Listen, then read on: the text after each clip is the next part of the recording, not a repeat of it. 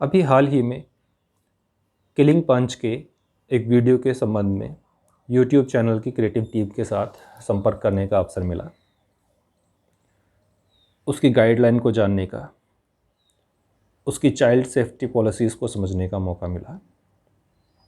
मुझे ये जानकर बहुत ही सुखद आश्चर्य हुआ कि ये लोग कितनी सावधानी से एक एक वीडियो पर नज़र रखते हैं और ध्यान देते हैं कि इन वीडियोस के लिए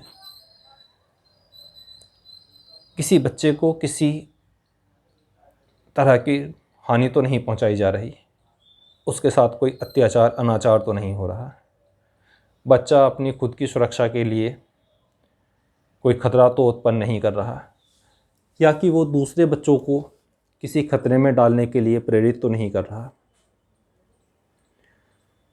इनके विपरीत कुछ लोग ऐसे भी होते हैं जो अपने निजी स्वार्थ के लिए बच्चों की जान जोखिम में डालते हैं, उन पर अत्याचार अनाचार करते हैं।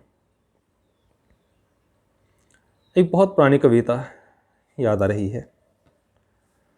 ऑफ कोर्स ये कविता बच्चों के लिए नहीं लिखी हुई है, ये एक फूल का सिकवा है जो कि अपने तोड़ने वाले के साथ अपनी शिकायत बयां कर रहा है।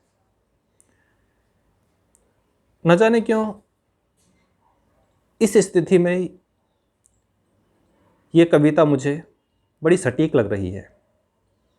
मानो एक बच्चा शिकायत कर रहा है समाज से कि उसके ऊपर इस तरह के अत्याचार अनाचार क्यों किए गए हैं।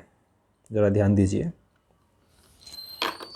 क्या खता मेरी थी जालिम, तूने क्यों तोड़ा मुझे, क्यों ना मेरी उम्र तक ही साख पर छोड़ा मुझे। गर मैं पहले जानता इस हंसी अंजाम को। हंसी अंजाम कई बार फूल का हो जाता है कि उसे तोड़ा तो किसी प्रेमिका के जुल्फ़ों में टांग दिया या भगवान के चरणों में चढ़ा दिया, तो कभी किसी शहीद की समाधि पर रख दिया। लेकिन बच्चों के साथ ये हादसा सुखद नहीं हो सकता, हंसी नहीं हो सकता, ये दर्दनाक हादसा ही होता है। लेकिन मैंने कविता इसी तरह से सुनी है कि गर मैं पहले जानता इस हंसी अंजाम को, तो हवा के गुदगुदाने से न हंसता नाम को। मेरी खुशबू से सजाएगा बिछौना रात भर, जब सुबह होगी तो मुझको फेंक देगा खाक पर। तितलियां उड़ती फिरेंगी जब न मुझको पाएंगी, गम से भंवरे रोएंगे और बुलबुलें चिल्लाएंगी। रौनक था जिसकी मैं बेरौनक वो डाली हो गई, और हैफ है बच्चे से माँ की गोद खाली हो गई।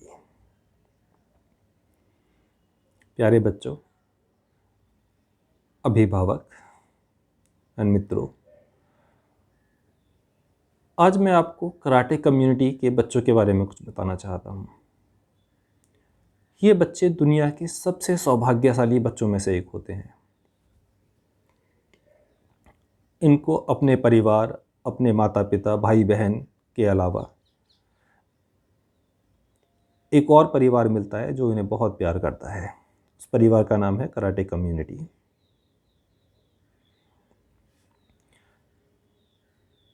मैंने अपने कैरियर में हज़ारों टूर्नामेंट्स देखे हैं, खेले हैं, ऑर्गेनाइज़ किए हैं, और इन कराटे चैम्पियनशिप्स के माध्यम से मुझे हज़ारों कोचेज़ और लाखों बच्चों के साथ संपर्क करने का, उनके साथ कम्युनिकेट करने का, उनसे दोस्ती करने का, उन्हें जानने समझने का मौका मिला है।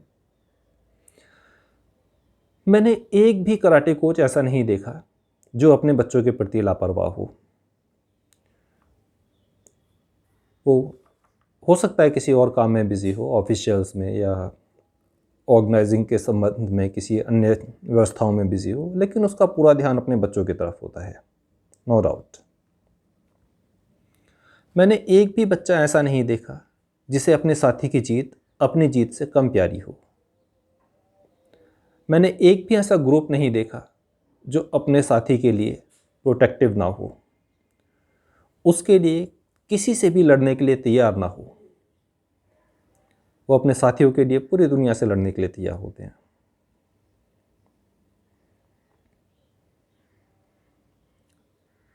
आप कभी इन बच्चों को देखेंगे तो आपको एक अलग ही एहसास होगा। मानो ये बच्चे शेरों का एक झुंड है। इनमें हर किसी से कोई ना कोई संबंध है। हर कोई एक दूसरे को प्रोटेक्ट करने के लिए तैयार है।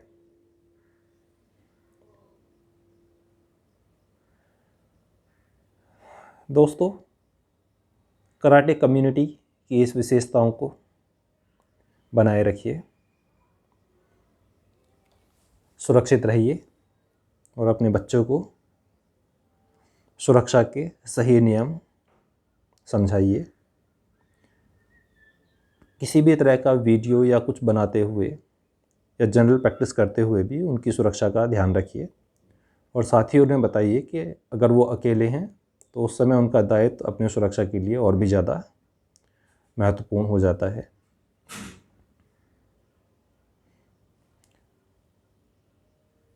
कम्युनिटी की इस शानदार भावनाओं के लिए, एक दूसरे के साथ के लिए, सहयोग के लिए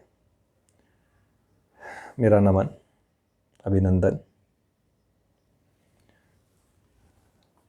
nice to talk to you. Thank you.